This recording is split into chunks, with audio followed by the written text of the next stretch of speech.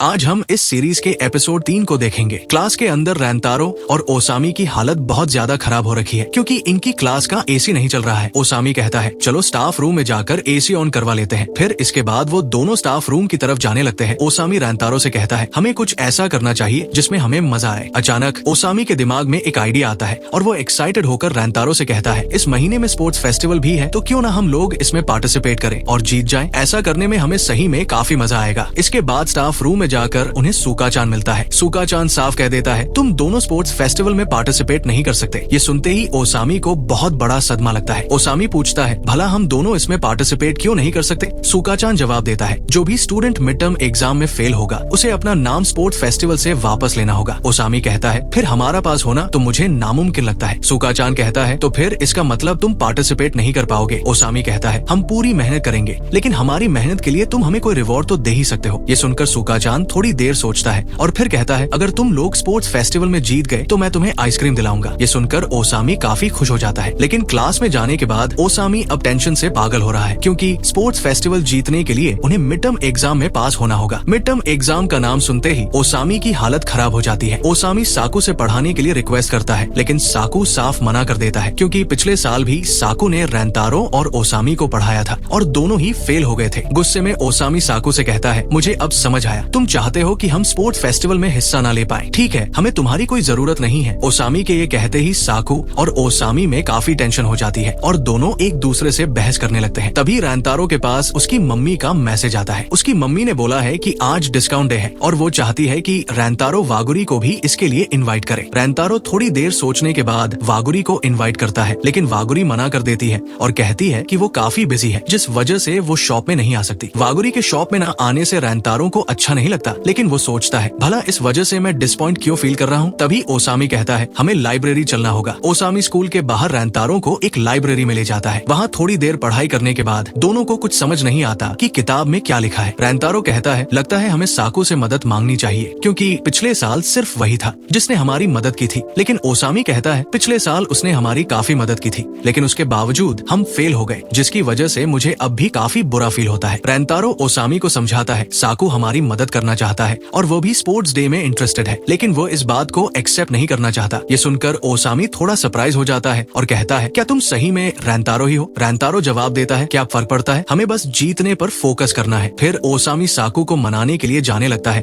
और कहता है मैं स्पोर्ट्स फेस्टिवल में इसलिए इंटरेस्टेड हूँ क्योंकि तुम भी वहाँ रहने वाले हो। अब मैं जल्दी से जाकर उसे लेकर आता हूँ। रैंतारो अकेले बैठकर पढ़ने लगता है। तभी दो छोटी लड़कियाँ आती है जिन्हें बैठने के लिए कोई सीट नहीं मिलती। इन्हें देखकर रैंतारो अपनी सीट खाली करके चला जाता है। वो लड़कियाँ ये नोटिस करती है और आपस में बात करती है इसने हमारे लिए सीट खाली की और हमें इसे शुक्रिया करने का मौका भी नहीं मिला। लाइब्रेरी से बाहर जाते समय रैंतारो को लगता है कि उसे वागुरी की आवाज सुनाई दे रही है। वो देखता है कि वागुरी अपनी फ्रेंड के साथ पढ़ाई कर रही है। उनकी बातें सुनकर रैंतारो नोटिस करता है कि वागुरी अपनी फ्रेंड के साथ काफी रिलैक्स होकर बात कर रही है। बातों से रैंतारो को पता चलता है कि वागुरी अपनी क्लास में टॉप करती है। ये सुनकर रैंतारो वागुरी से काफी इम्प्रेस हो जाता है। लाइब्रेरी से बाहर जाकर रैंतारो वागुरी के बारे में सोचने लगता है। वागुरी सही में एक कमाल की लड़की है क्योंकि वो कियो हाई जैसे स्कूल में भी टॉप स्टूडेंट है और एक मैं हूँ जो एक सरकारी टाइप स्कूल में भी टॉपर नहीं हूँ। रैंतारो आंखें बंद करके बेंच पर लेट जाता है। जैसे ही वो आंखें खोलता है वो देखता है कि वागुरी उसके सामने खड़ी है। वागुरी को देखकर रैंतारो थोड़ा शॉक हो जाता है और कहता है मुझे तो लगा था कि तुम अंदर पढ़ाई कर रही हो। वागुरी कहती है मुझे लगा ही था कि तुम ही हो, हमें मिले हुए काफी समय हो चुका है। जब मैं अंदर पढ़ाई कर रही थी तो मुझे लगा कि शीशे के सामने से तुम ही गुजरे हो। रैंतारो साइड हो जाता है और वागुरी बैठकर कहती है तुमने मुझे इनवाइट किया लेकिन इसके बाद भी मैं डिस्काउंट डे के दिन तुम्हारी शॉप में नहीं आ पाऊंगी, इसके लिए मैं तुम्हें सॉरी बोलना चाहती हूँ। रैंतारो कहता है इसमें सॉरी बोलने की क्या बात है, वैसे भी हर महीने शॉप में एक दिन डिस्काउंट डे होता ही है। वागुरी कहती है अगले महीने मैं शॉप में जरूर आऊंगी और अपनी पार्ट टाइम जॉब से थोड़े पैसे बचा लूंगी। ये सुनकर रैंतारो हैरान होकर कहता है तुम इतना अमीर होने के बावजूद पार्ट टाइम जॉब कर रही हो। वागुरी हंसने लगती है और कहती है तुम क्या थोड़े से पागल हो, असल में मुझे कियो हाई स्कूल में स्कॉलरशिप मिली है जिस वजह से मुझे हमेशा अच्छे नंबर लाने पड़ते हैं। मैं हमेशा फर्स्ट प्लेस पर आती हूँ। जब मैंने कियो हाई स्कूल में पढ़ना शुरू किया तो मुझे अपने अंदर काफी प्राउड फील हुआ। ये सुनकर रैंतारो को रियलाइज होता है कि उसका वागुरी को लेकर नजरिया कितना गलत था। रैंतारो वागुरी को एक अमीर लड़की के तौर पर जज कर रहा था और उसे ऐसे लोगों से नफरत है जो बिना जाने किसी को जज करते हैं। ये सोचकर रैंतारो को बुरा लगता है। रैंतारो वागुरी से कहता है वागुरी क्या तुम मेरी पढ़ाई में थोड़ी मदद कर सकती हो, अगर मैं मिड टर्म एग्जाम में फेल हो गया तो मैं काफी दिक्कत में आ जाऊंगा, अगर तुम फ्री हो तभी मेरी मदद करना। वागुरी कहती है अगर मेरे पास टाइम होगा तो मैं तुम्हें जरूर बताऊंगी। चलो साथ में अपना बेस्ट देते हैं। दोनों अपनी बातचीत जारी रखते हैं। थोड़ी देर बाद वागुरी कहती है, अब मुझे वापस जाना चाहिए क्योंकि मेरी फ्रेंड शॉप से वापस आने वाली होगी। लेकिन वागुरी की फ्रेंड सुबारू वागुरी को रैंतारो से बात करते देख रही थी। वो कहती है, वागुरी ये इंसान कौन है? रैंतारो नोटिस करता है कि इस लड़की के बाल सिल्वर कलर के हैं और वो सोचता है क्या ये कोई फॉरेनर है। इस समय ये काफी कूल लग रही है, लेकिन जैसे ही सुबारू रैंतारो को नोटिस करती है वो इरिटेट हो जाती है और कहती है, लगता है तुम चिदोरी स्कूल से हो। मैं अप्रिशिएट करूंगी कि तुम वागुरी के आसपास भी ना दिखो क्योंकि मैं नहीं चाहती कि चिदोरी का कोई भी इंसान वागुरी के करीब आए। वागुरी सुबारू को शांत करने की कोशिश करती है। तभी रैंतारो के फ्रेंड्स भी वहाँ आ जाते हैं। जैसे ही वे देखते हैं कि रैंतारो के करीब कियो हाई स्कूल की दो लड़कियां खड़ी हैं, ओसामी और साकू इरिटेट हो जाते हैं। ओसामी कहता है, तुम्हें रैंतारो से क्या काम है? मुझे नहीं लगता कि रैंतारो खुद कियो हाई स्कूल की लड़कियों से बात शुरू करेगा। सुबारू वागुरी से कहती है, हमें यहाँ से चलना चाहिए क्योंकि हमें इन जंगली लोगों के साथ टाइम वेस्ट करने की जरूरत नहीं है। लेकिन तभी ओसामी वागुरी के करीब आकर कहता है, लगता है मैंने तुम्हें पहले कहीं देखा है। अचानक सुबारू ओसामी को पीछे रहने के लिए कहती है और रैंतारो भी ओसामी को रोकता है। ओसामी कहता है, रैंतारो तुम ये क्या कर रहे हो? मैं तो बस बात कर रहा था। सुबारू वागुरी को लेकर वहाँ से जाने लगती है, लेकिन साकू कहता है, क्या तुम इतनी जल्दी भूल गई जो सवाल हमने तुमसे अभी पूछा था? लगता है कियो हाई स्कूल की लड़कियां जितना मैंने सोचा था उससे कहीं ज्यादा बेवकूफ है। सुबारू इरिटेट होकर कहती है, क्या तुम इस बात के बारे में कह रहे हो? साकू कहता है, ये जानने के लिए तुम्हें अपने दिमाग का इस्तेमाल करना होगा, लेकिन लगता है तुम्हारे पास उसकी भी कमी है। वैसे तुम्हारे बालों का रंग ऐसा क्यों है? क्या कियो हाई स्कूल में ये सब अलाउड है? लगता है तुम जो चाहे वो कर सकती हो क्योंकि तुम किसी अमीर बाप की बेटी हो। साकू की बातें सुनकर सुबारू को बहुत बुरा लगता है, लेकिन अचानक रैंतारो साकू को रोकता है और कहता है, साकू रुक जाओ, तुम अब लिमिट क्रॉस कर रहे हो। वैसे भी तुम ऐसे इंसान नहीं हो जो इस तरह की बातें करे। साकू चुप हो जाता है। रैंतारो आगे कहता है, ये वही लड़की है जो उस दिन हमारे स्कूल के गेट पर खड़ी थी। आज मैंने इसे लाइब्रेरी में देखा और उस दिन इसे डराने के लिए माफी मांग रहा था। मैंने ही पहले बात शुरू की थी। तभी अयातो ओसामी के कान में कहता है, उस दिन तुम थे जिसने इस लड़की को डराया था। ये सुनकर ओसामी आगे बढ़ता है और वागुरी से उस दिन के लिए माफी मांगता है। वागुरी भी इन सब से माफी मांगती है क्योंकि उसे लगता है कि ये सब उसकी वजह से शुरू हुआ। वो सुबारू को भी माफी मांगने के लिए कहती है, लेकिन सुबारू वहाँ से जाने लगती है। वागुरी भी सुबारू के साथ चली जाती है। लाइब्रेरी में जाने के बाद भी सुबारू चिदोरी स्कूल के लड़कों के बारे में उल्टा सीधा कहने लगती है, लेकिन जैसे ही उसे याद आता है कि रैंतारो ने साकू को रोका था, वो रुक जाती है और वागुरी से पूछती है, वागुरी तुम्हें उस ब्लॉन्ड बाल वाले लड़के के बारे में क्या लगता है? वागुरी कहती है, वो बहुत अच्छा इंसान है। ये सुनकर सुबारू को पता नहीं क्यों अच्छा नहीं लगता।